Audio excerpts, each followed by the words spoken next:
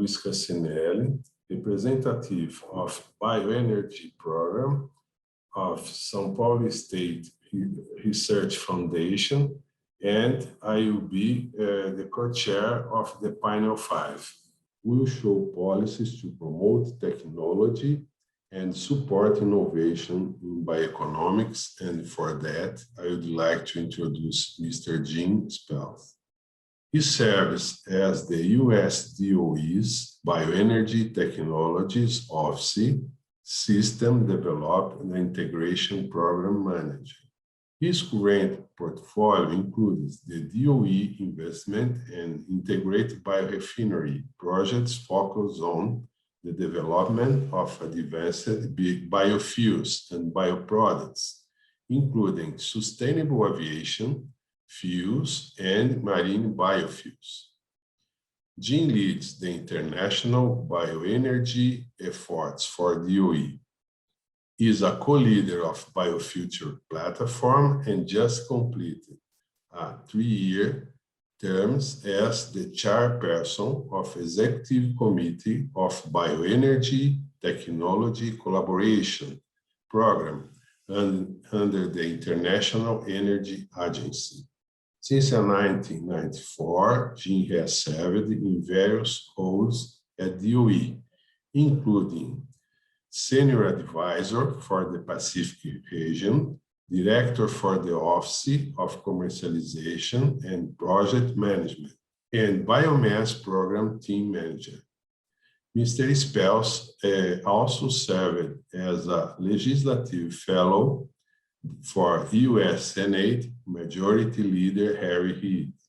Prior to joining DOE, Mr. Spaeth worked for over 10 years in the aerospace industry in engineer and business development position with McDonnell Douglas and Boeing. I give the floor to Mr. Jim Spaeth. Any question should be sent for chat anytime to Mr. Jim Spaeth. Greetings, my name is Jim Spaeth, and I work for the U.S. Department of Energy Biotechnology's office. It's my pleasure to be participating in this plenary panel, looking at technology push and innovation that can be used to drive the bioeconomy and biofuels development. In today's program, I'll be bringing you up to date on current happenings in the U.S., also looking at biomass challenges broadly, our multi-agency approach to biomass and bioenergy development, and then more narrowly looking at the Bioenergy Technologies Office program, our key goals and how we approach innovation and execution. So I'm sure you can't help but know that we have a new president in office. He was sworn into office on January 21st, and on that very day, he committed the U.S. to rejoining the Paris Agreement. Using his words, "The U.S. is back." More recently, on April 22nd, on Earth Day, he convened a Global Leaders Summit on climate. On that day, he committed the U.S. to a new target for greater than a 50% reduction from 2005 levels in economy-wide net GHG reduction by 2030. So in a decade, 50% reduction. That's a huge challenge that we'll all be focusing on within the Department of Energy. He committed the U.S. to building back better, creating millions of good-paying jobs, ensuring economic competitiveness, advancing environmental justice for all so that there aren't winners and losers when it comes to a cleaner climate, and improving the health and security of communities across the country. And as we all know, working in this field, bioenergy can contribute substantially to these goals. Bioenergy development is not easy, but that's why we're here today, to talk about innovation, deployment, and execution. We all know that bioenergy is not easy. There are challenges at every step of the value chain, from growing the biomass to gathering it, transporting it, storing it, getting it into the plant and into reactors, converting it through numerous different pathways, and then recovering the product to make sure it's meeting spec, and then getting that product into the various marketplaces. And there are just as many non-technical barriers to bioenergy success. Everything from establishing effective contracts for feedstock supply, offtake agreements, or even the engineering and construction of new plants. building the infrastructure to support this for the feedstock supply and the distribution systems, creating new codes and standards that determine the quality of the feedstocks and the quality of the product outputs. And we know there are environmental concerns. Not everyone in the public even understands bioenergy and certainly does not accept it. So sustainability in every aspect of what we do is absolutely vital. Attracting financing is difficult and has been for a few decades. And finally, policy. Policy is absolutely critical in these first early years of creating a true bioeconomy. For bioenergy to be successful, we need innovation and great science and great engineering at every step of the developmental cycle. From the very early fundamental R&D through the applied stages of getting technologies into the, say, TRLs 2 to 3, finally to beginning integration at piloting and demonstration steps, and then into the commercial marketplace. And at the Department of Energy and through other federal agencies, we are involved in every step of this value chain. In the U.S., we have numerous agencies looking at bioenergy development. That's both a plus and a challenge for effective cooperation. At the DOE, we have the Office of Science that looks at fundamental discovery of bioenergy and bioorganisms. In the more applied area is the DOE Bioenergy Technologies Office under the Energy Efficiency and Renewable Energy program areas. We also have the Department of Agriculture that looks at growing biomass and establishing the supply. The Vehicles program that is an off-taker for biofuels. The Department of Transportation and the Federal Aviation Administration that's involved in the transportation side for both vehicles and aircraft. The Department of Defense that is an off-taker for fuels and bioenergy discoveries. The Environmental Protection Agency that establishes the regulations for emissions. And of course, the private sector is an absolutely key partner in every step of this process. Turning now more narrowly to the Bioenergy Technologies Office. Our program key goals include, by 2022, verifying integrated systems performance at the engineering scale for hydrocarbon biofuel technologies at a mature modeled cost of $3 per gasoline gallon equivalent, with a minimum of 50% reduction in emissions relative to petroleum fuels. So we've been focused on cost goals for a long time. But now as we look farther out, by 2030, we have a goal that's more focused on performance and building. So our 2030 goal is to build and operate 4 to 5 demonstration scale integrated biorefineries with a focus on sustainable aviation fuels, capable of 70% improvement in GHG emissions versus petroleum. The BETO program is divided into 5 key areas. We have the feedstock program that's looking at agricultural as well as woody feedstocks and waste resources of all kinds, whether they be from water, for food, or from the air. We also have an algae program that's looking at algae opportunities farther down the line, whether they be for bioproducts or biofuels. And our R&D is done in the conversion program area. It's typically been our largest funding area at approximately $110 million a year. And then we have the systems development and integration area that takes the R&D handoffs from conversion and starts to integrate them into TRLs 4, 5, and 6, and eventually 7, from initial integration into piloting and demonstration. And then we have a data modeling and analysis program that supports all of the other 4 programs, in particular looking at sustainability. So in the program, we've looked at lots of different pathways for getting to biofuels, whether they be from wet or dry feedstocks, high temperature, low temperature, biochemical, thermochemical, or hybrids. We're trying to drive the cost down, improve the performance, and of course, reduce the GHG impact. In the BETO program, we've seen that traditional straightforward pathway development is not always successful. So to improve our chances of success, we've at times created consortia to focus on more narrow problems. These consortia are usually made up of numerous national laboratories and the private sector and academia. Examples of this are reflected in the icons on this page. So we have the Algal Biofoundry program that looks at speeding the development of bioorganisms. The Separations Consortium that looks at the challenges of separating biomass in its various physical phases, liquid, gas, solids, and mixtures of the above. The ChemCat Bio program that looks at speeding the development of chemical catalysts. The Discover program that looks at increasing the effectiveness of algae and its opportunities for the future. Co-optimization of fuels and engines that looks at the simultaneous engineering and efficiency improvement of vehicle engines as well as the fuels that are going into these engines.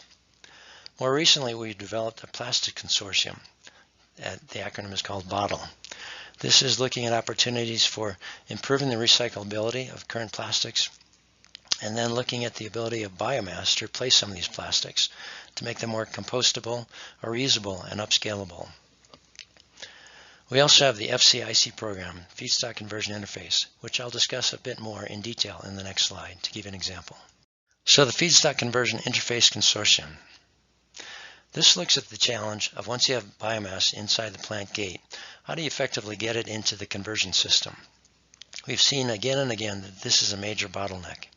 And we've realized that we don't always understand what's going on physically with that biomass.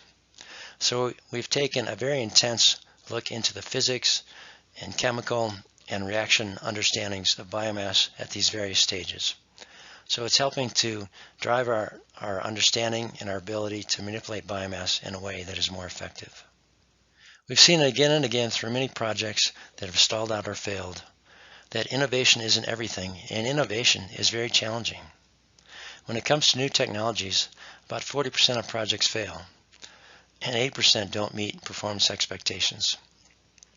The bottom line is new technology is difficult. It creates a lot of patience and resources and a lot of focus on execution.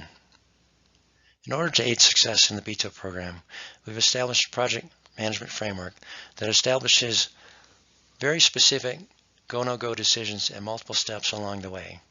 This is to ensure that there are sufficient resources at every stage of the process. We've seen many projects that are almost out of money by the time they built the hardware, so they barely have money to commission it, to say nothing of actually testing the project and seeing how it really works. Within BITO, we've also recently established a new scale-up strategy. This has many different elements. It includes having opportunities every year for technologies to be tested and developed at pre-pilot, pilot, and demonstration scales. Making sure that we can use all possible biomass and gaseous resources. Allowing bioproduct development to be enabling for biofuels development. Leveraging first-generation biorefinery infrastructure, supply chains, and resources, such as 1G ethanol plants, as well as leveraging existing industrial infrastructure, whether they be oil and gas plants, pulp and paper, or past advanced biofuels plants. And we're focused on enhancing the capabilities and use of our national laboratory pilot facilities. And more we're focused on spending more money and resources on predictive models and high-performance computing that can aid the hardware development and be used in parallel. We have extensive facilities at our national laboratories, and we're investing in them considerably to improve their capabilities and the opportunities for them to work with the private sector and academia. Examples include at Lawrence Berkeley, we have a biochemical process development unit that is fairly small scale that has aided many different startups in multiple sectors. At the Idaho National Laboratories, we have an extensive biomass feedstock handling facility. At the National Renewable Energy Laboratory, we have a very large and capable integrated biorefinery process development unit. At the Pacific Northwest Laboratories, they have extensive facilities for hydrothermal liquefaction, as well as hydrotreating and catalyst scale-up. And at NREL, they also have extensive capabilities for various thermochemical processes. So as I mentioned, the first element in our scale-up approach is establishing opportunities for technologies to be tested and integrated at multiple scales, whether they be pre-pilot when they're just beginning to be integrated, or pilot when you're really putting it together and testing and challenging the system in actual environments, through scaling it up into demonstration, and then finally getting into commercial scale, a complete handoff to the private sector. Each of these stages has numerous challenges and growing challenges because of the growing scale as well as the cost required. And each of them have opportunities for valleys of death along the way, and that's what we're trying to mitigate. So to reiterate, the BITO program is going to focus a great deal on SAF going forward. We've looked at lots of different pathways and been involved in numerous different technology developments, but we'll continue to look at new opportunities going forward and trying to help mature those technologies from the early stages through development and application.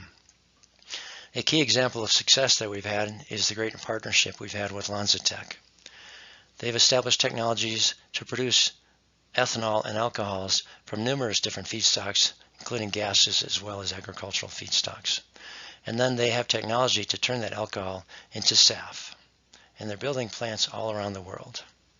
In BITA, we believe that international cooperation is also a key to innovation and success.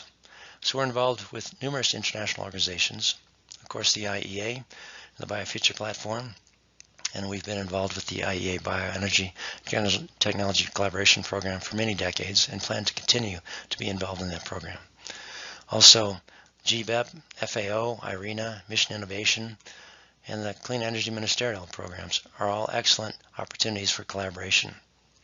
And we need to work more and more with the large funding organizations such as the World Bank. In summary, I want to reiterate that innovation is very important, but successful execution of individual projects and bringing them through all the various development stages into commercialization is absolutely key to enabling bioenergy development. Thank you for your time, and I look forward to the discussion. Continuing the Plenary Panel 5 about policies to promote technology and support innovation in bioeconomics, and for that, now I would like to introduce Mr. Eduardo Couto.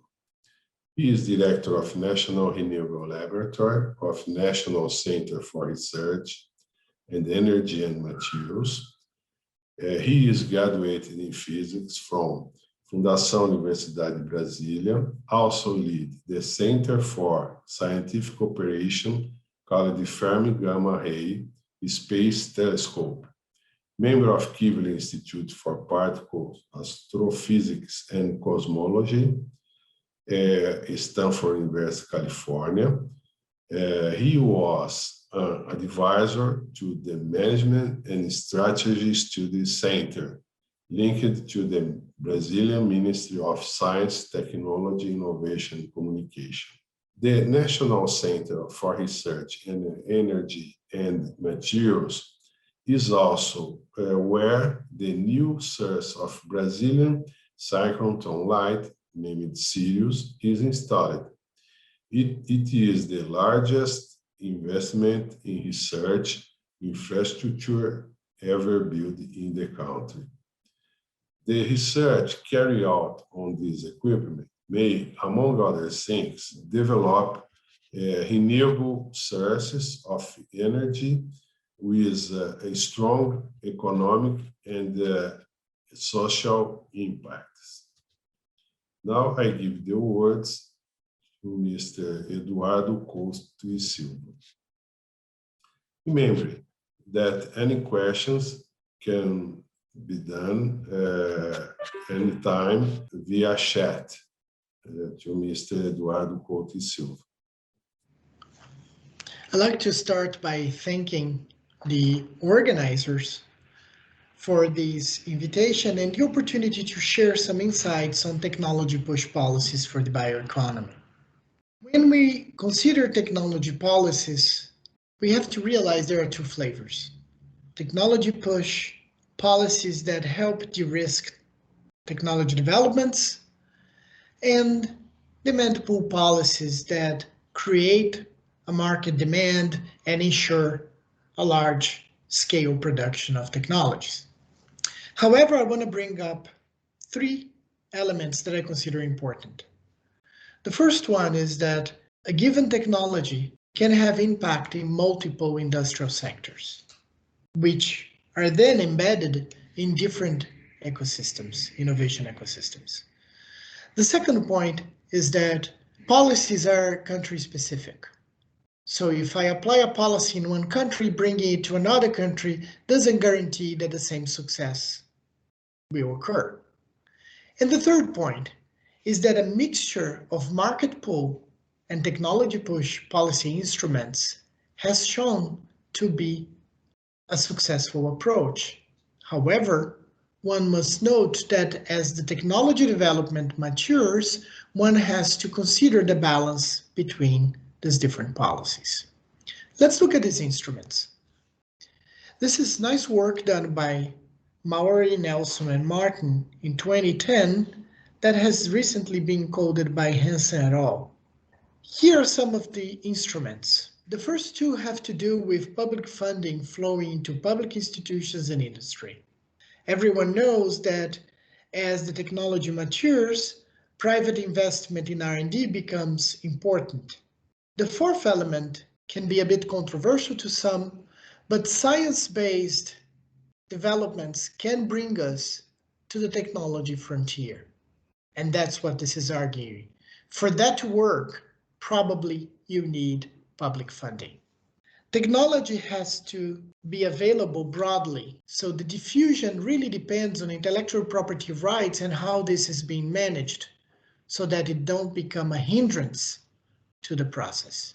Prizes and contests are important if we understand exactly what are the reward mechanisms that the developers are expecting, such as continuous funding, access to platforms and infrastructures. And finally, technology demonstration, which goes very close together with learning news, which is connections with manufacturers, adopters, and R&D developers in scaling up these technologies. And when I speak of scaling up here, I consider not only demonstration plants, but the technology development between TRL 3 and 7 with pilot plant scales so that we can actually cross the value of death. Four of these elements I consider very important to establish innovation linkages and a continuous feedback for technology development, which in my view should be done jointly between R&D centers and industry. On the demand pull side, we have other instruments. Regulatory targets, you know about this, specific financial incentives, especially green funding being available recently. This is an interesting point, pricing externalities. We all know that the social costs of oil, of fossil fuels, have not really been incorporated in the price of oil. And this has been an instrument that is being used, and we'll talk about that later. Government procurement, we all know the importance of it. And finally, a point I want to bring, which is the public dissemination. I don't think we're doing a good job in explaining to society the importance of the bio-based economy. I'm not saying it's trivial or straightforward, but my point is that there's a long way to go. So if you're an R&D developer, you have to consider that as part of your job as well. Let's see how these instruments have been used in Brazil and take an example of the ethanol case. We have three curves here from 1960 to today. The blue curve shows the ethanol production in billion liters, up to 30 billion liters. The green curve in the middle indicates the ethanol blending mandates since the 70s, reaching 27% recently. Notice that it has been high for quite a while in Brazil. And the last curve in red depicts the oil prices during this period. For those who are more familiar with these numbers, you should know that I only included in this curve the values of the last month of the particular year. And that's the reason why in 2008, when we had a spike of $140, you don't see it in the graph. Okay? For our argument, this is not going to be that important. So the story starts in the 70s when Brazil was strongly dependent on oil imports and was hit by the 73 oil crisis. Motivated by energy security, the Brazilian government organized a national ethanol program in 1975 with the intent to increase the production of ethanol and reduce the dependence on foreign oil imports. And this is what you see in the blue curve here. This worked reasonably well, so that when the second oil crisis came, ethanol developments were well underway. But then the Brazilian government decided to do something else, got together with industry and other stakeholders to discuss the introduction of E100 vehicles. What are these? First showed up in 1978, 79. These were running solely on ethanol, with the intent to displace completely fossil fuels. The problem was that around the 90s or so, the production starts reducing and you would only be able to buy a few cars in the early 2000s. Why did that happen? This is because of the red curve. When you compare the prices in the 1980, the peak, compared to the beginning of the 90s, there was a drop of about 70% on the oil prices. As a result, the blue curve became flat. Ethanol production stagnates.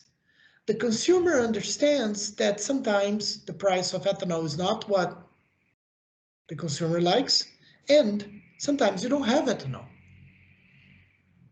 Why am I going to buy an ethanol-only car? Luckily, we had a technology called flex fuel technology, early 2000s, 2003 to 2006 was the years of introducing these technologies. And mostly of the fleet in Brazil runs with this technology today. So you go to the gas station and you choose the amount of ethanol and gasoline you want to put in your car. Any amount works. The market decides, helps you decide what you want to do. What I found difficulty now is that even though sometimes ethanol is slightly more expensive, people don't change. So we need to work on the consumers, the consumer mentality of the importance of sustainability. Anyway, this worked. It worked because it didn't try to replace completely the fossil fuel, but it complemented the fossil fuel. And as a result, we have an increase of about a factor of 2 or 3 in the ethanol production, reaching 33 billion liters. In the 90s, climate change started becoming important. And what happens then, not surprisingly, that sustainability is an important issue. And in 2014, we have the first of a kind, second generation ethanol plant in the country. These blending mandates worked very well for a long time, but Brazil decided to go further and improve a more efficient policy to reward a reduction in carbon footprint. The Renova Bio law was enacted at the end of 2017, and it will be an important instrument for the future. My argument is this: when you look at this picture, there is a risk we get locked in a conventional biofuel technology if we do not take the time to invest on technology push policies. Let's look what's coming next. If you have our sugarcane biorefinery here with the conventional ethanol, they also produce electricity for their operations and they sell the excess to the national grid. They also produce sugar, good balance between ethanol and sugar in Brazil. Now we have carbon pricing. But when you look at the future, other biofuels, they are more science-based. Ethanol, second generation ethanol, maybe third generation, long-haul transportation biofuels. How about biochemicals and biomaterials, bio-based chemicals and bio-based materials? It's a challenge. Not only because they are scientifically driven, but because you have different industrial sectors that you're trying to put together. This is not trivial, not straightforward to actually identify the right mix of policies. I argue we need to go for tech push policies. And biotechnology can have an important impact on these elements on the left. Let's look at what's happening around the world or the expectations for 2025. The International Energy Agency, in a recent report, indicated an expectation of 5% of the bio-based share of fuels for transportation. I went back to 2008 to find an USDA report that estimated that we would be with about 22% of bio-based share of chemicals by 2025. I don't think we'll get there. I think we'll be more likely close to a few percent as well, just like biofuels. What is happening in Brazil? Well, for biofuels, we're close to 22, 23%, thanks to ethanol and biodiesel. But when you look in chemicals, it's probably a few percent. What's missing? What's wrong? Once more, Maury Nelson Martin found out exactly what the important issue is. We need to send the right price signals to the technology adopters. Are we indeed doing that? Let's look what OECD has been analyzing for the last few years. This is a working paper from 2018, where you have general science and technology and innovation policies here in two groups, technology push and application pull, and the colors represent different instruments. Notice that for general policies, financial support and institutions and governance are very important. And that's actually in both cases. But when you come to biotechnology, something calls our attention. Platform and infrastructure. Because we need to scale up these biotechnologies, usually developed at universities, smaller centers, and scaling up biotechnology is not trivial. You need to work from the technology readiness level from 3 to 7, not only imagine that for some miracle, some demonstration plant will appear without having to go under these initial stages. And that requires continuous funding at the order of 10 years to develop a biotechnology. My time is running up. Let me wrap up what I said. I hope I have convinced you that for us to increase the bio-based share in the economy, we really need a good mix of policies and technologies. This is not a one country problem. There are issues of governance, includes a large number of stakeholders within a country, but it spans many governments. Global cooperation is necessary. Sustainability is the word of the moment that must be conveyed to the public properly. As an alternative technology, I'm bringing up here synthetic biology as an enabler of industrial biotech, which could help us in the transition from fossil to bio-based applications beyond conventional biofuels, the so-called bio-based chemicals and materials.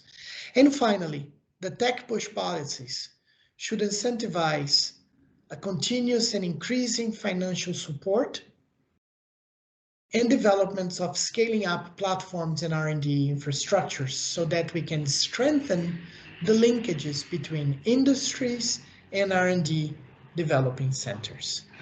Thank you very much for this opportunity. Now I give the words to Mr. Paulo Durrant from IRENA, the co-chair of this panel. Thank you, Luis, for chairing the first part of this session, and many thanks to Eduardo and Jim for their excellent presentations.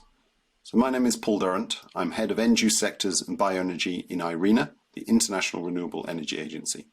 I'm going to chair the remainder of this session. We have 3 more speakers, and then I'll give a short summing up at the end. So let me introduce our next speaker. Kejun is from China's National Renewable Energy Center. Hello, everyone. It's a great honor to attend the BBEST-Biofuture virtual conference. My name is Kejun from China National Renewable Energy Center, mainly engaged in the research of bioenergy policy, strategy, and planning.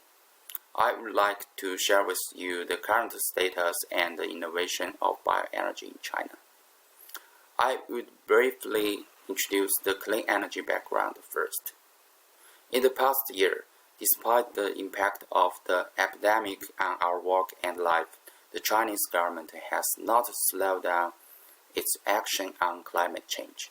In order to promote the achievement of the goals of the Paris Agreement, as the world's largest emitter of greenhouse gas, China has a crucial role to play in tackling the climate crisis. President Xi Jinping's announcement that China aims to peak its emission before 2030 and reach carbon neutrality before 2060 in September of last year. In early January, China's Environment Authority published the pilot rules for carbon emission trading management. The carbon market will start operating soon. Overall, China's external environment is very conducive to promoting clean energy development. Let's take our view of the current status of bioenergy in China. Bioenergy currently only covers 1.2% of the total energy demand. Potential is 15 exajoule, but only 1.7 exajoule are used. As of 2020, more than 29 gigawatts of power was installed. It generates about 130 billion kilowatt hours of electricity, and bioheating about 300 peak joule. Biomass production was about 200 million cubic meter, and the total production of biofuel was about 4 million tons. The innovation of the bioenergy industry chain includes 4 parts: feedstock, technology, market, and policy. Firstly, the feedstock logistics system need to be innovated to ensure the supply and efficient utilization of raw materials. The cultivation and innovation of energy crops determines the development potential of bioenergy in the future. Technical innovation is mainly embodied in the promotion and the application of various transformation technology in the field of heating, electricity, gas, and transportation fuel. In terms of market, it's necessary to explore the introduction of the carbon market trading rules, green certification system, and the business model. In terms of policy, carry on the research to different types of bioenergy quota system, subsidy, and tax credit policy. In the context of carbon neutrality, the diversified utilization of bioenergy provides a broad space for innovation. From technical perspective, focus on the following. In the transportation sector, there are still opportunities for no-food biofuel innovation to reduce cost before large-scale electrification. There is also great room for development of biojet fuel in aviation. To ensure the sustainability of biofuels, the feedstock must come from agricultural and forestry waste, with the oil and or energy crops. There are a variety of approach to biological hydrogen production.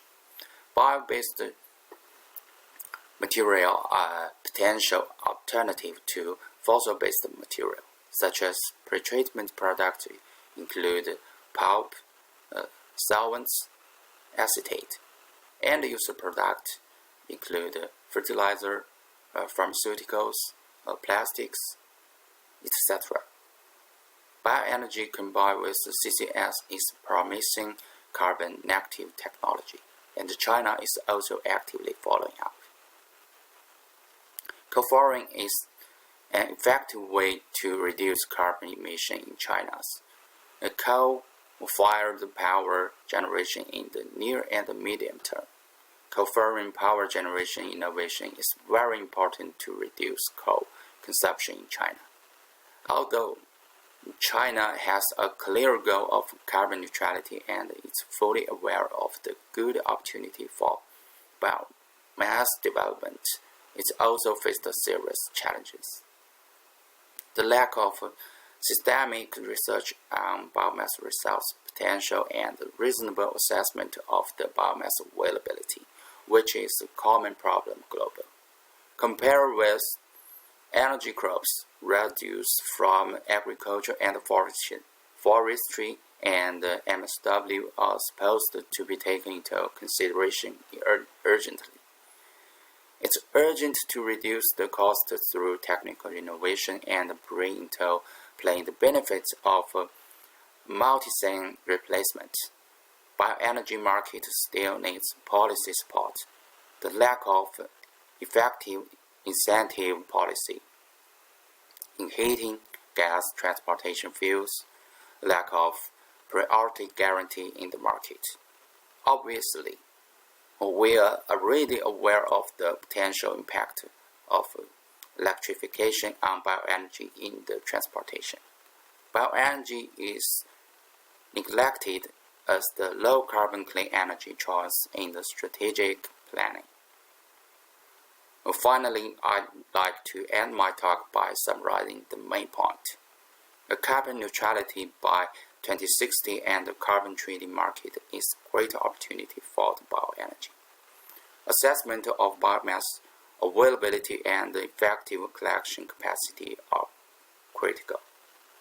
To improve the economic competitiveness of bioenergy and evaluate the optimal scale and technical paths so as to identify an effective alternative model for biomass under economic scale.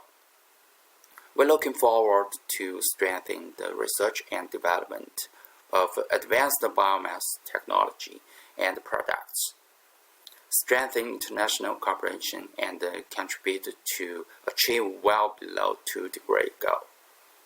Thank you for your attention. Many thanks, Stu.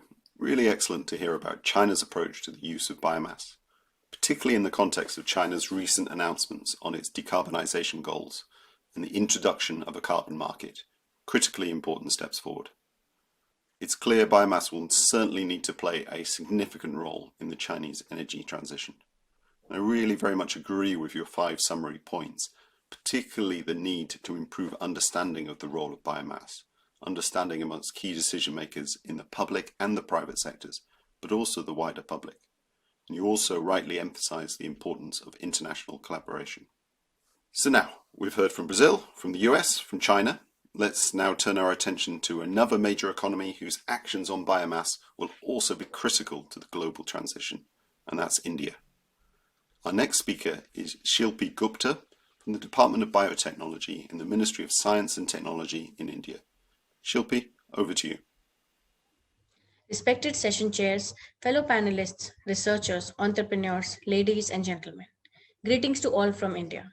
I am Shilpi Gupta, Chief Manager in the Technical Department at Biotechnology Industry Research Assistance Council, which is located in New Delhi, India. Biotechnology Industry Research Assistance Council, or BIRAC as it is called, is a public sector undertaking that has been set up by the Department of Biotechnology, Ministry of Science and Technology, Government of India. It is a real pleasure to be a part of this conference and more specifically this panel, which is focusing on bioeconomy innovation across the globe. Today in my talk, which is entitled as Supporting the Bioeconomy Innovation India, I would be presenting some of the initiatives that are being undertaken by the Department of Biotechnology and BIRAC for promoting bioeconomy innovation within the country. The Department of Biotechnology has taken several initiatives to promote sustainable biofuels and waste-to-energy initiatives within the country. The Energy Bioscience Program of the Department of Biotechnology aims to promote innovation, research, development, and deployment in advanced biofuels to support national biofuel policy to make available economic and sustainable biofuels. Different bioenergy centers have been planned across the country. Demonstration of 2G ethanol, algal biofuel technologies have been instrumented. Waste to energy program has been initiated, international cooperations are being forged, and capacity building activities are undertaken to promote this area. For the promotion of innovation in research, development, and deployment, Department of Biotechnology has undertaken 5 bioenergy centers which have been developed and set up across the country for promoting research in this area. These centers focus on different aspects of biofuel technology development, right from lignocellulosic deconstruction, enzyme production, and large-scale development and deployment of the technology. Under the Swachh Bharat mission, which is the flagship program of the Government of India, Waste to Energy program has been initiated, which focuses on conversion of municipal solid waste sewage into energy and other value-added products.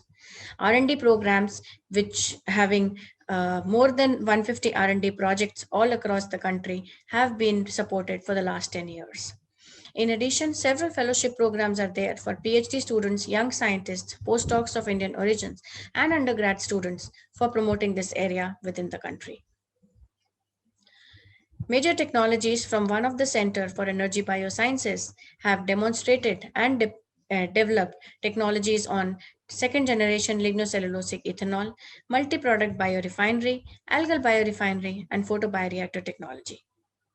In addition, few technologies such as lactic acid technology, propionic acid technology, and few others have been developed at lab scale and are ready for further scale up.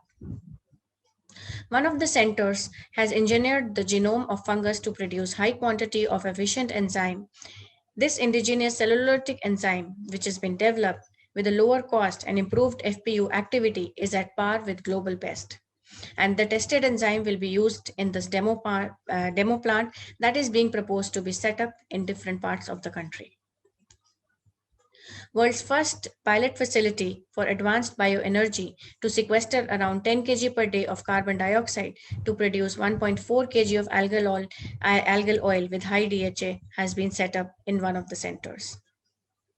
Algal growth systems have also been set up, designed by another bioenergy center at a coastal site in Mumbai in the state of Maharashtra, and the system has installation of 100,000 liter of algal growth system and using sunlight for production of algae. Under the waste to value initiatives belonging to the Swachh Bharat mission, different biomethanation plants having a scale of 5 to 10 ton per day have been set up across the country for the development of, for the conversion of vegetable waste into energy. In addition, anaerobic gas lift reactor technology, chemical and membrane-free purification water technology has also been set up to promote the development of waste to value-added products. Department of Biotechnology has been instrumental in demonstration of technologies and have been able to garner a network of scientists who are working in the bioenergy sector. There have been technologies which are focusing on conversion of sewage or municipal solid waste to energy and value-added products.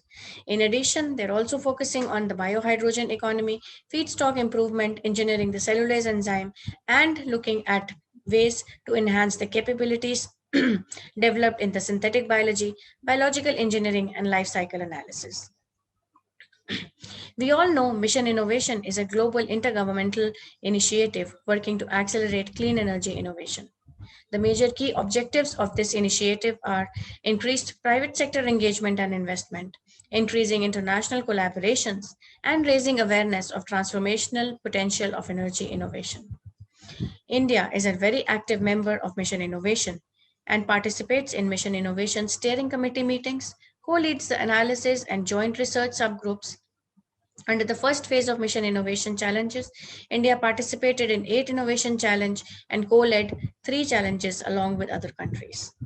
Joint efforts of the Department of Biotechnology, Department of Science Technology, and other associated line ministries have helped in reinvigorating and accelerating public and private global clean energy innovation with the whole aim and objective to make clean energy widely affordable.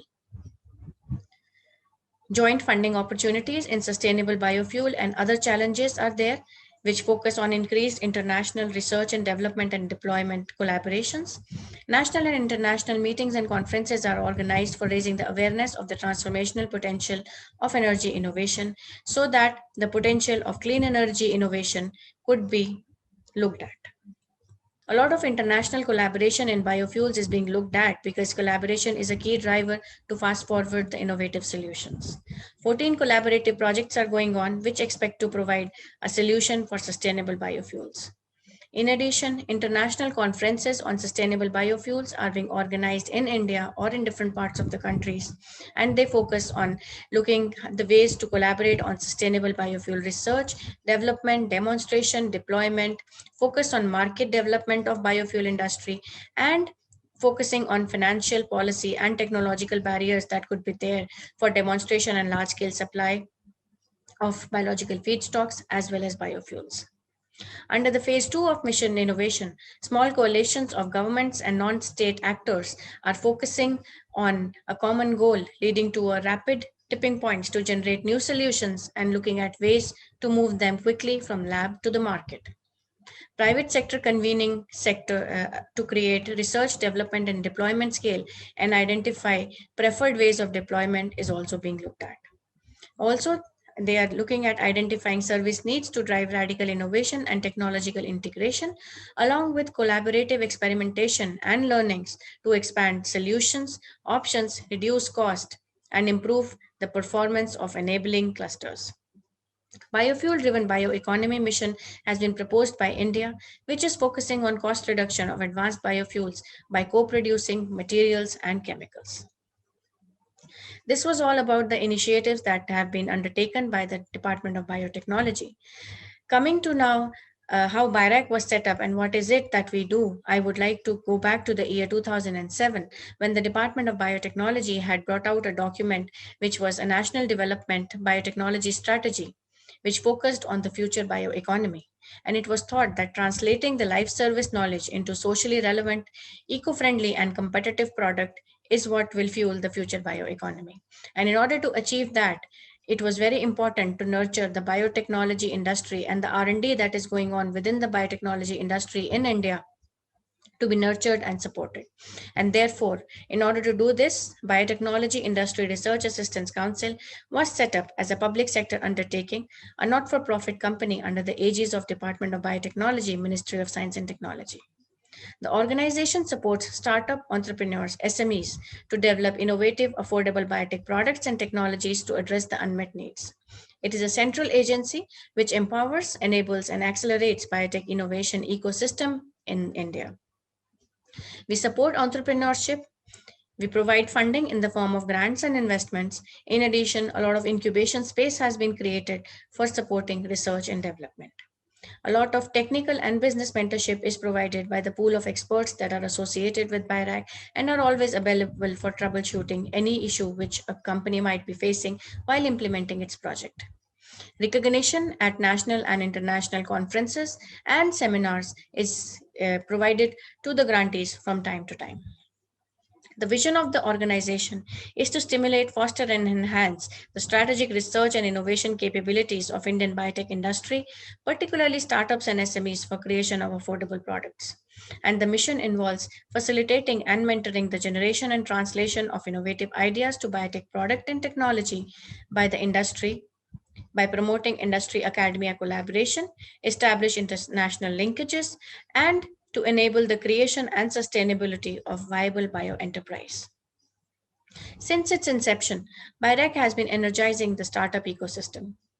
We are supporting undergraduate students, graduate students, postdocs, entrepreneurs, small and medium scale enterprises in the form by providing them grants through the different funding programs that are available.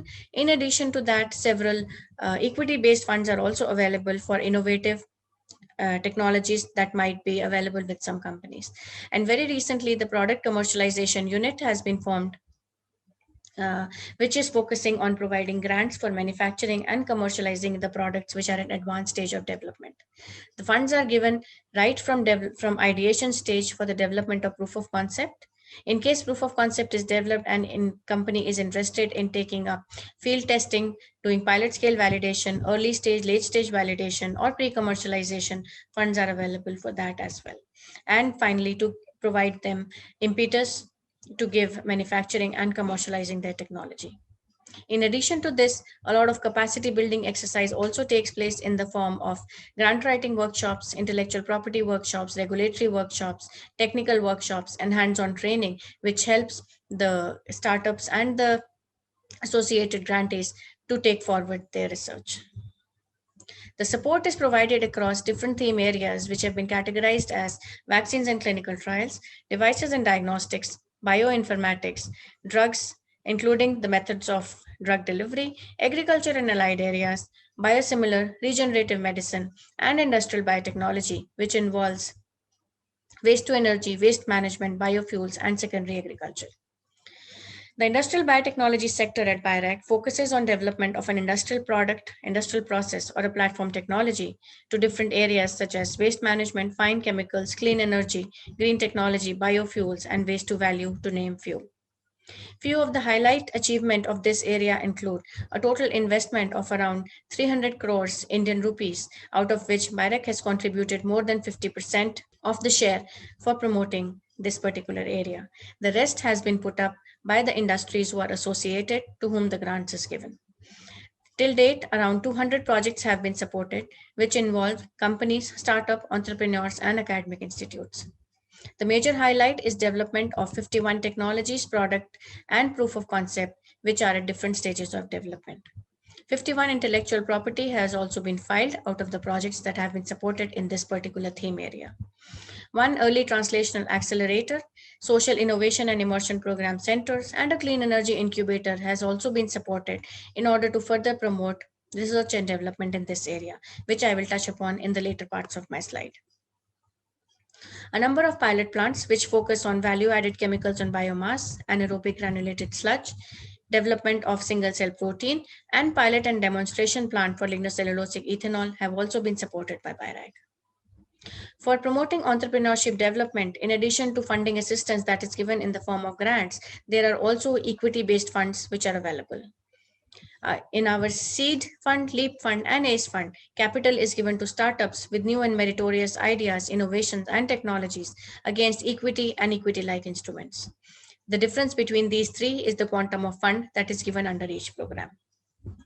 Solutions for Community Health is a unique platform, is a challenge award for startups and entrepreneurs who are working in the community health sector. Till date, BIRAC has announced 2 challenge awards focusing on sanitation and clean cooking. Sports centers provide fellowships to social innovators who identify and address specific needs and gaps in the social sector. Once they identify the gaps and formulate their projects, they are then expected to work on that project and find out a solution for the problem that they have identified. Currently, sports centers are focusing on waste to value and combating environmental pollution as the theme areas for providing this fellowship. Coming to the translational support, under the Innovation Clean Technology Scale-Up Program, advanced technologies in the waste management area were taken forward for scale-up in association with municipal corporations and urban local bodies to see how these technologies would fare once they are out in the open environment. These projects are going on and encouraging results are being seen. Also, BIRAC has supported a Clean Energy International Incubation Center, which provides support to innovative energy technologies and improve energy access to the incubators who are associated over there. Finally, an early translation accelerator has also been supported by BIRAC, which focuses on transformation of young academic discoveries into possible commercially viable ventures and technologies. This accelerator scouts the technologies and then works on them further to make them industry ready. And finally, an industry is found out who can then take forward these technologies and take them to the market. That is all I had to share for the initiatives that are being undertaken by the Department of Biotechnology and BIRAC in the area of bioeconomy sustainability. Thank you very much for your patient listening. I'll open to any questions you want to ask. Thank you very much. Many thanks, Shilpi. India clearly has a really impressive range of activity around the bioeconomy. And I know from personal experience that India's contribution to international collaboration on bioenergy innovation has been very valuable. And particularly noted those 14 collaborative projects that you have ongoing, and of course your critical role in various aspects of mission innovation, including the potential mission on the bioeconomy and ongoing work under the Innovation Challenge on biofuels. I also particularly liked your discussion of the role of BIRAC and the close integration with industry that's critical to ensuring a steady transition from RD&D to commercialization and energizing the industrial ecosystem through activities such as incubation. When we talk about the role of technology push, that push clearly only helps if technologies get beyond the laboratory. So now, our final speaker is Peter Coleman. Peter is Head of Land Use and Bioenergy Science in the UK Department of Business, Energy and Industrial Strategy. Over to you, Peter. Hello, I'm Peter Coleman from the UK's Department for Business, Energy and Industrial Strategy. Today I want to talk to you about how we see bioenergy innovation in a net zero world. There's been a number of major developments in the UK in recent years. In 2019, the UK became the first major economy to pass into law a net zero target, which means we have to get emissions down to net zero by 2050. In December last year, we published our nationally determined contribution to the Paris Agreement, which sets out a whole economy target of a 68% reduction on Kyoto Protocol greenhouse gases by 2030 compared to our base year of 1990.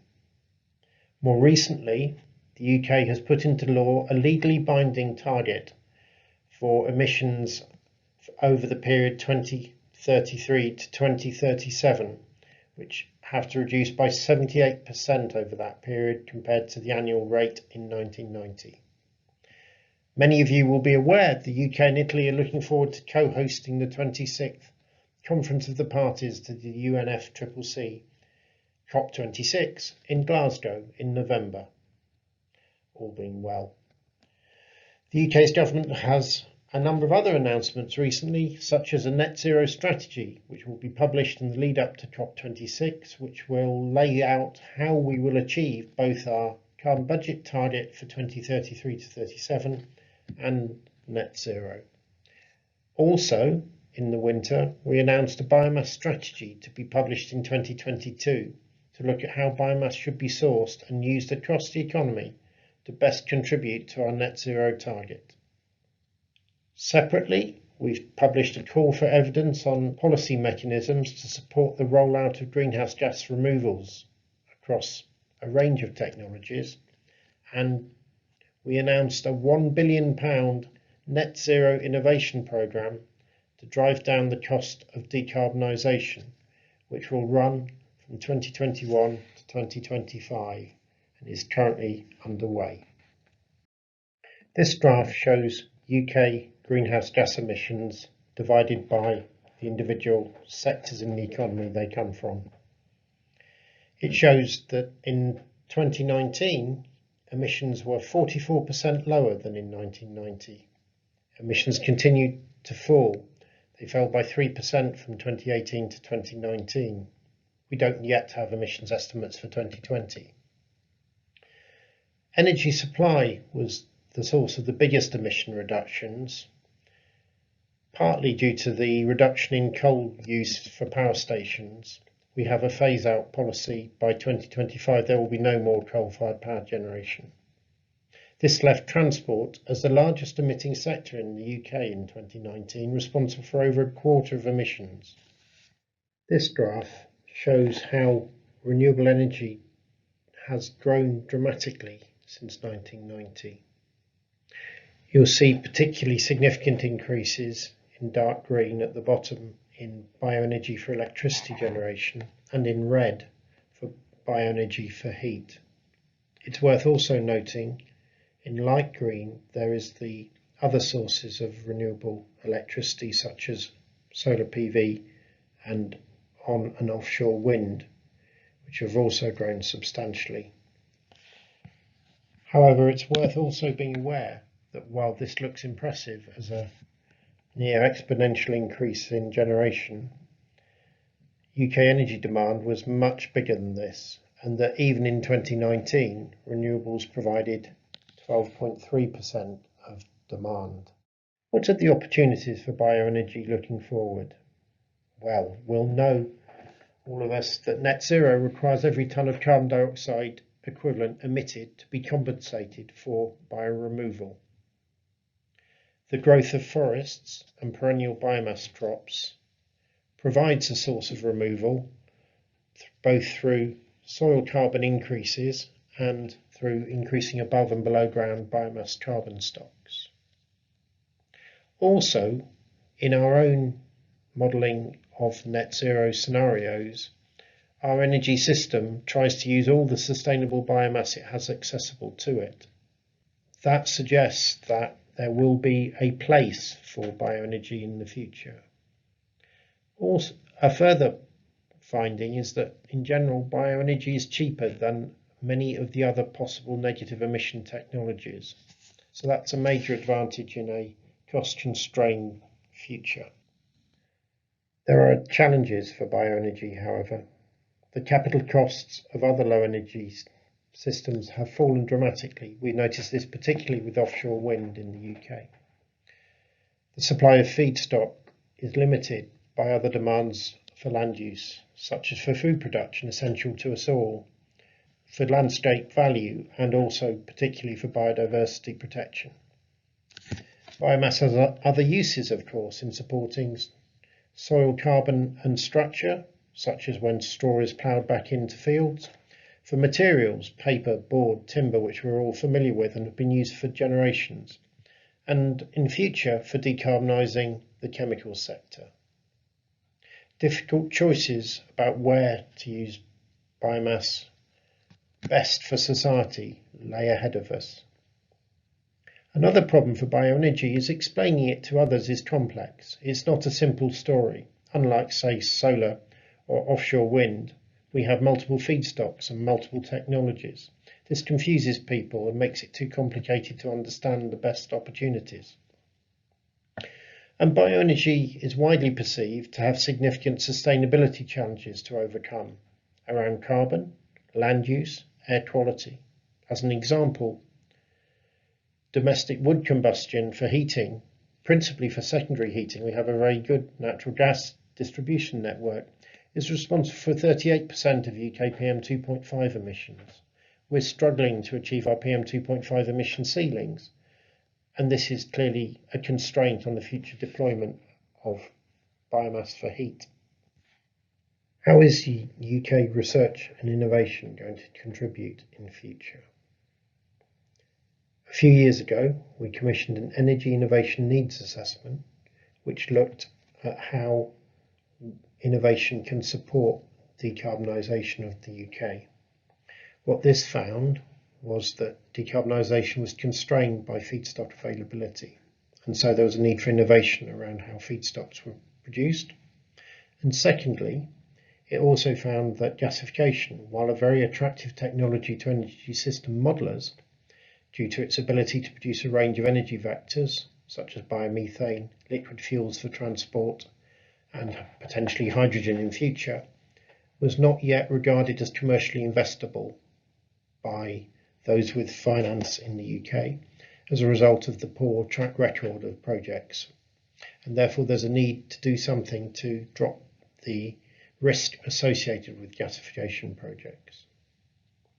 In response to this, a number of initiatives have come forward. The UK Research and Innovation, the government body responsible for research and innovation in the UK, has run a £30 million programme on greenhouse gas removals, which included BECCS and bioenergy feedstock innovation. The results of that should be announced shortly. BEIS ourselves have run a £70 million greenhouse gas removal innovation competition, which included BECCS. That closed on the 5th of February, and while the bids are still being evaluated, it appears to be very successful. Currently, we have open a £4 million innovation competition, which is designed to increase the supply of sustainable biomass feedstock. This closes on the 7th of May and will provide up to £200,000 per project. The idea of these initial projects is to explore the commercial and technical feasibility of the ideas that have come forward. Subject to funding from Treasury, a second stage competition may be run in early 2022 to take a small number of these ideas from the first phase through to commercialisation, with BEIS providing up to £4 million per project to deliver that. Currently, we have underway a study on the innovation opportunities in gasification, and that will inform decisions on whether in future we have a competition to address some of the barriers to gasification deployment. Separately, our Department for Transport has run several successful competitions to invest in gasification technologies for the delivery of transport fuels. Other studies are under consideration to explore how best to deliver efficient negative emissions from bioenergy, which may include overcoming non-carbon barriers to the deployment of the technologies. So to summarise, energy system modelling shows bioenergy as a necessary part in achieving the Paris Agreement goals, both for the UK and globally. This is particularly when bioenergy is combined with carbon capture and storage. That's not to say that we don't need ambitious decarbonisation across the economy and seeking to remove fossil fuels from use wherever possible. The sustainability of feedstocks, however, is absolutely vital to achieving climate goals and also to delivering public acceptability. While life cycle analysis is a useful tool which helps us to understand the scale of negative emissions, we must also understand the other sustainability impacts and how we can minimise the negatives and accentuate the positives. Bioenergy has a goal in decarbonising hard-to-reach sectors, such as aviation and older off-gas grid homes which are hard to insulate and perhaps heat pumps won't be suitable for. Investment in innovation can decrease feedstock price and hence operating costs, and technology costs, hence capital costs, providing a push to the market to deliver change. However, a pull is needed from policy innovation to deliver a return for negative emissions to enable us to get to net zero. The future development of the bioeconomy may provide an opportunity for countries with the potential to deliver feedstocks to global markets who previously haven't had that opportunity. And of course, international collaboration and innovation may reduce risk for those who collaborate. Thank you for your attention. Thank you, Peter. Really great to hear that the UK is expanding its support for energy innovation and that bioenergy features strongly in that. That brings our panel presentations to an end. From my perspective, we've got an excellent overview of the diversity of technology push activity ongoing around the world. Let me recap a few of the points that particularly struck me. Eduardo started us off with a really insightful discussion of how technology push and policy pull can work hand in hand. Particularly agreed with his points that the precise mix between push and pull is going to be country and context specific. And crucially, it also needs to evolve over time and shift as technology matures. Technology innovation is certainly opening up new pathways, and Eduardo cited the nice example of how innovation in flex fuel vehicles is enabling a second uptake in bioethanol use in Brazil. Next up was Jim, who gave us a fascinating overview of the US Department of Energy's diverse program of work. All the more exciting in the context of the new ambitions on climate from the Biden-Harris administration. And Jim quoted the striking fact that 40% of innovation projects fail and 80% don't meet expectations. As he said, innovation requires patience, resources, and a laser focus on execution. Now, DOE clearly has a really well thought through process for the evolution of technologies with tailored support at different stages of the innovation journey. And we've seen from past experience in a variety of contexts that that's a critical feature of successful technology push, that continuity of support and that tailoring support to the different needs at different stages. In the past, we've seen technologies flounder, either due to too narrow a focus of support or stop-start funding. Another approach that can really have impact is the creation of consortia, public and private sector, to focus on very specific shared challenges. Challenges that can unlock blockers to progress. I've seen that work really well in some of the UK projects, and it sounds like it's working well for the US. Certainly scope for more of that sort of approach globally, including cross-border consortia working on particular challenges. We then heard from Du about CNREC's priorities. impressive range of work ongoing, including a focus on the assessment of biomass availability, and that was a common theme from several of our speakers, and I'll circle back to that point. Du also talked about work on technology innovation needed in advanced biofuels, about hydrogen for biomass, about the use of biorefineries for the co-production of fuels and materials, the co-firing of biomass as a transition option to help us move away from fossil fuels, and then lastly, the necessity of bioenergy with CCS. Shilpi from India's Biotechnology Industry Research Assistant Council outlined the impressive breadth of work ongoing in India. She talked about work on fuel production technologies, exploring algae-based processes, waste value streams. And Shilpi also emphasized the importance of collaboration nationally between public and private sector and internationally. And India is certainly very proactive on that front. Peter talked about bioenergy in the context of the wider energy transition, again emphasizing that biomass use at scale is essential for that transition. He spoke about how bioenergy tends to be picked by models and that the main constraint is the availability of sustainable feedstocks. Clearly that's a priority for innovation efforts. He also highlighted the challenge of securing investment, particularly given problems with past projects and negative experiences from some investors. And sadly, the trend certainly in biofuels that we've seen in the last decade is downwards, not upwards. And that's something that we need to reverse. So, we've heard about an impressive range of activity, which is very encouraging. We've also heard about challenges, particularly with feedstock supply and securing the sustainability of that, securing investment, and increasingly public perceptions and understanding of the role of the bioeconomy. So to wrap up this session, let me put some of what we've heard in the broader context of the global energy transition and share a few perspectives from IRENA's work, many of which I think chime with what others have said. In March, we published a preview of key findings from our annual global report called the World Energy Transitions Outlook. The full report is coming on the 16th of June. Now, the World Energy Transition Outlook defines a global pathway consistent with limiting global temperature rises to 1.5 degrees C and bringing CO2 emissions to net zero by mid-century.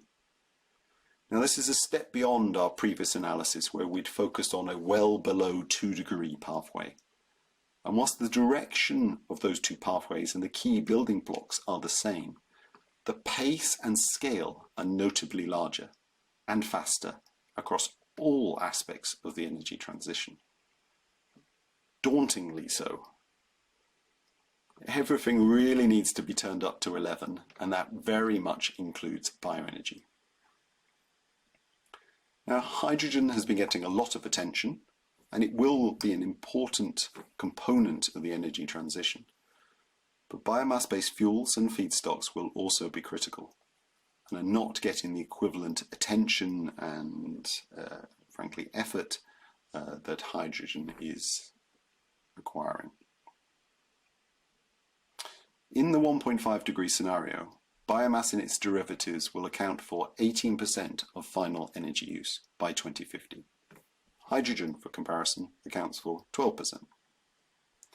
To deliver that, biomass supply needs to grow sustainably from about 54 exajoules in 2018 to 153 exajoules in 2050. Now, that 153 exajoule figure is at the high end of ours and other organizations' assessments of the sustainable potential for biomass feedstock supply. The biggest challenge, therefore, will be in scaling up production sustainably without causing social, environmental, or wider economic harms. Now, that's not a new insight. We've known that for many years. But the 1.5 degrees C goal and the net zero goals change the urgency and scale of the task and really must focus minds on how to deliver that component of the energy transition. Along with other institutions, IRENA is focusing on this dimension. We have multiple past and a range of ongoing projects looking at underutilized pathways for sustainable biomass supply and linking those with end-use applications. We've just completed a major study on Southeast Asia, which highlighted many economically viable and sustainable opportunities. The work was kindly funded by the Japanese government. We have similar work ongoing in Central America, in the Caribbean, and just beginning work in Southeast Asia, amongst others. The examples that we've identified and the examples that other organizations are identifying illustrate that there are multiple and growing examples of good practice in biomass production, sustainable practice in biomass production, in every region of the world. That suggests strongly to us that the high ambition for biomass outlined in the 1.5 degree scenario is, in principle, possible to deliver. But there are challenges. Regulating and managing that process in ways that ensure both that the supply is sustainable, but also that society can be confident in that sustainability, is and will be complex. Now, this is a topic, obviously, that bioenergy specialists are spending a lot of time on, but it's clear that we're not yet cutting through into the broader awareness of energy policymakers and political decision makers. Now, several speakers made this point, that we're not doing a good enough job yet of explaining to society the importance of the bioeconomy. So that, therefore, is the second biggest challenge. Alongside actually delivering sustainable biomass solutions, we also need to work on ensuring there is a more nuanced and informed debate about biomass's role. Now, in our assessment, biomass will be needed across the energy system. In some sectors, it plays a major role, particularly as feedstocks and fuel in the chemical sector, and as a fuel in the aviation sector, and to a slightly lesser extent in the shipping sector. In some other sectors, it helps address gaps that other options can't fully resolve. For example, the trend with road vehicles is clearly towards electrification. And by 2050, that will be the largest provider of energy for road transport. But biomass will still play an important role, particularly in the transition to 2050, but also still in the year 2050, substantial biomass use in transport will remain. Overall, across all transport modes, liquid biofuels in the 1.5 degrees scenario grow almost fivefold, up to 740 billion litres by 2050. Now, as we've also heard from other speakers, the use of biomass coupled with CCS in the power sector and in some industrial sectors will be critical for the net zero goal. It's necessary to help balance some of the remaining emissions in other parts of the system, because potentially, done right, biomass with CCS can help us deliver negative emissions. Given finite biomass resources, prioritization and cross-sectorial planning are clearly important. You need to ensure that biomass feedstocks are available for suitable applications and to match appropriate feedstocks with appropriate applications. Planning, coordination, cross-sectorial working and thinking is crucial to that. And as several speakers highlighted, that tailored approach needs to be country-specific. The circumstances of biomass use in different parts of the world vary substantially. There's a danger of thinking of this at a global level. We need to tailor it to the specifics of each country and region. Turning now to innovation. Innovation alongside scale-up are clearly important to reducing costs, also to diversifying sources of supply and broadening production. Keen to emphasize that the technology innovation, whilst crucial, also needs to go hand in hand with a broader systemic innovation approach, where technology innovation works alongside innovations in market design, in the way in which we operate systems, in the way in which business models operate, and the way in which we both regulate and finance the transition. By bringing those different dimensions together, we create viable solutions that can be deployed and scaled up. Ladies and gentlemen, time to bring our session to a close. I'd like to finish by saying very many thanks again to all our speakers and to Lewis, my co-chair for this event. Very many thanks to the organisers for the excellent BioFuture Summit overall, and many thanks to you all for your attention. We look forward to your feedback and your questions. Thank you for your time and attention.